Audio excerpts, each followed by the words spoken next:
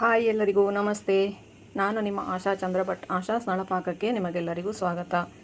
ಇವತ್ತು ನಾವು ಖಾನಾವಳಿಯಲ್ಲಿ ಖಡಕ್ ರೊಟ್ಟಿ ಜೊತೆಗೆ ಅಥವಾ ಜೋಳದ ರೊಟ್ಟಿ ಜೊತೆಗೆ ಅಥವಾ ರಾಗಿ ಮುದ್ದೆ ಜೊತೆಗೆಲ್ಲ ಕೊಡ್ತಾರಲ್ಲ, ಆ ಥರದ ಕಾಳಿನ ಪಲ್ಯ ಹೇಗೆ ಮಾಡೋದು ಅಂತ ಹೇಳೋದನ್ನು ಉತ್ತರ ಕರ್ನಾಟಕದ ಸ್ಟೈಲ್ನಲ್ಲಿ ಮಾಡಿ ತೋರಿಸ್ತಾ ಇದ್ದೇವೆ.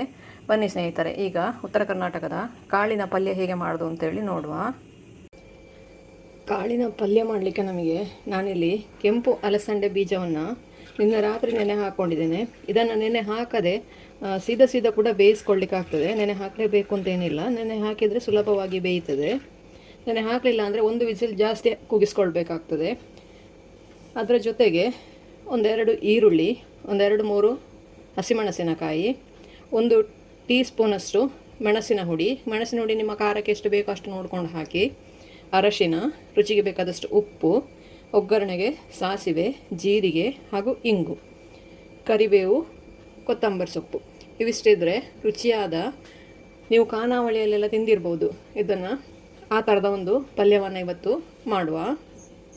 ಮೊದಲಿಗೆ ನೆನೆ ಹಾಕಿದ ಕಾಳನ್ನು ಚೆನ್ನಾಗಿ ತೊಳೆದು 1-2-3 ವಿಸಿಲ್ ಕೂಗಿಸ್ಕೊಳ್ಳುವ.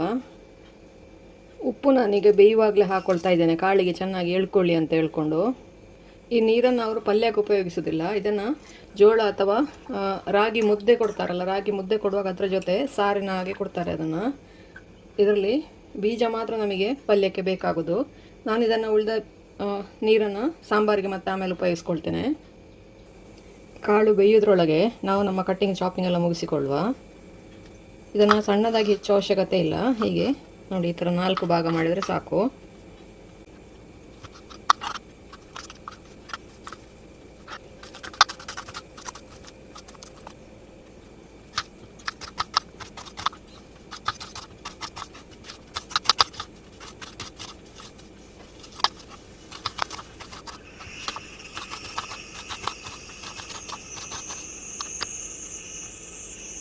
ಈರುಳ್ಳಿನ ನೋಡಿ, ತುಂಬ ಸಣ್ಣದಾಗಿ ಹೆಚ್ಚು ಅವಶ್ಯಕತೆ ಇಲ್ಲ, ಸ್ವಲ್ಪ ದೊಡ್ಡದಾಗಿ ಕಟ್ ಮಾಡಿಕೊಳ್ಳಿ.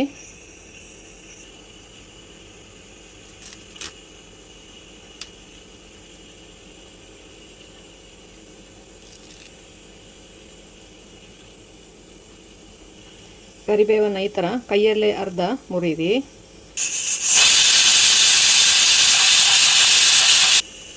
ಕಾಳು ಬೇಯೋದ್ರಲ್ಲಿ ನಮ್ಮ ಕಟ್ಟಿಂಗ್ ಚಾಪಿಂಗ್ ಎಲ್ಲ ಮುಗಿದಿದೆ. ಬಾಣಲೆ ಬಿಸಿ ಆಗ್ಲಿಕ್ಕಿಟ್ಟು ಅದಕ್ಕೆ 1-2 ಟೇಬಲ್ ಸ್ಪೂನಷ್ಟು ಎಣ್ಣೆ ಹಾಕ್ಕೊಳ್ಳುವ. ಎಣ್ಣೆ ಬಿಸಿ ಆಗ್ತಾ ಇದ್ದಾಗೆ ಸಾಸಿವೆ, ಜೀರಿಗೆ ಹಾಗೂ ಇಂಗು ಹಾಕ್ಕೊಳ್ತಾ ಇದ್ದೇನೆ. ಜೊತೆಗೇನೆ ಕರಿಬೇವು ಕೂಡ. ಅದು ಸಿಡಿಲಿಕ್ಕೆ ಶುರು ಆಗ್ತಾ ಇದ್ದ ಹಾಗೇನೆ ಹಸಿಮೆಣಸು ಹಾಗೂ ಹೆಚ್ಚಿಟ್ಕೊಂಡಂತಹ ಈರುಳ್ಳಿ ಹಾಕೊಳ್ಳುವ.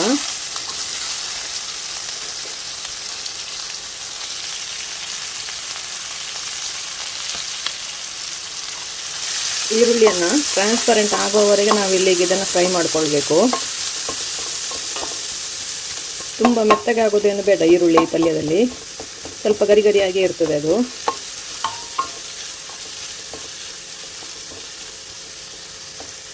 ಒಂದು 2-3 ನಿಮಿಷ ನಾವು ಹೀಗೆ ಬಾಡಿಸ್ಕೊಂಡ್ರೆ ಸಾಕಾಗ್ತದೆ ದೊಡ್ಡ ಉರಿಯಲ್ಲಿ.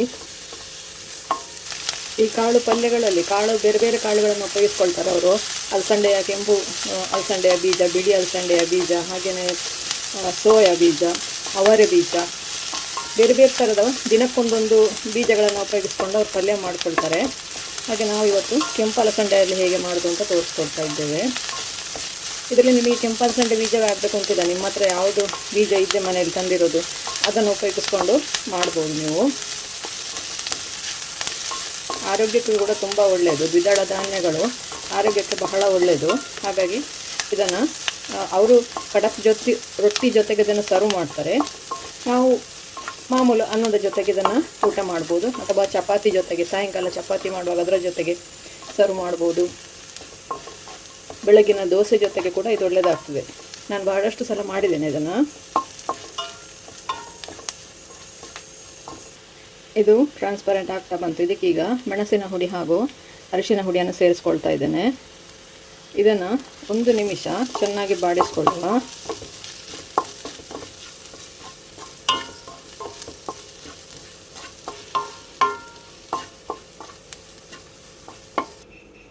ಕಾಳು ಬೆಂದಿದೆ. ಈಗ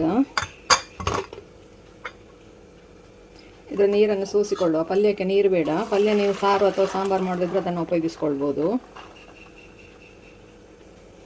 ಇದು ನೋಡಿ, ಬೇಕಾದರೆ ಚೆಕ್ ಮಾಡ್ಕೊಳ್ಳಿ, ಮೆತ್ತಗೆ ಬೆಂದಿದೆ ಇದೀಗ.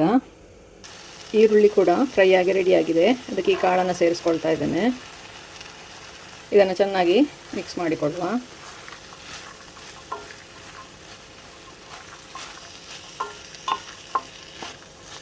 ಉಪ್ಪು ನೋಡ್ಕೊಳ್ಳಿ, ಕಡಿಮೆ ಇದೆ ಅಂದರೆ ಹಾಕ್ಕೊಳ್ಳಿ. ಸ್ವಲ್ಪ ಕಡಿಮೆ ಇದ್ದಾಗ ಅನ್ನಿಸ್ತಾ ಇದೆ ನನಗೆ, ಯಾಕೆಂದರೆ ನಾವು ಬೇಯುವಾಗ ಹಾಕ್ಕೊಳ್ತೇವೆ, ಆಮೇಲೆ ನೀರನ್ನು ಸೋಸ್ತೇವೆ. ಹಾಗಾಗಿ ನೀರು ಇದಕ್ಕೆ ಹಾಕದೇ ಇರುವ ಕಾರಣ ಉಪ್ಪು ನೋಡ್ಕೊಂಡು ಪುನಃ ಹಾಕ್ಕೊಳ್ಳಿ ಬೇಕಾದರೆ. ಖಾರ ಕೂಡ ಹಾಗೆ ನಿಮ್ಮ ಮನೆಯ ಖಾರಕ್ಕೆ ಅನುಗುಣವಾಗಿ ಹೆಚ್ಚು ಕಡಿಮೆ ಮಾಡಿಕೊಳ್ಳಿ. ಉತ್ತರ ಕರ್ನಾಟಕದ ಕಾಳು ಪಲ್ಯ ರೆಡಿ ಆಯಿತು. ಇದಕ್ಕೊಂದು 2 ಚಮಚ ನೀರು ಹಾಕಿ 1-2 ನಿಮಿಷ ಮುಚ್ಚಿಟ್ಕೊಳ್ಳುವ. ಸಣ್ಣ ಉರಿಯಲ್ಲಿ ಅದು 1-2 ನಿಮಿಷ ಬೇಯಲಿ, ಉಪ್ಪು ಖಾರ ಸರಿಯಾಗಿ ಎಳ್ಕೊಳ್ಳಿಕ್ಕೆ.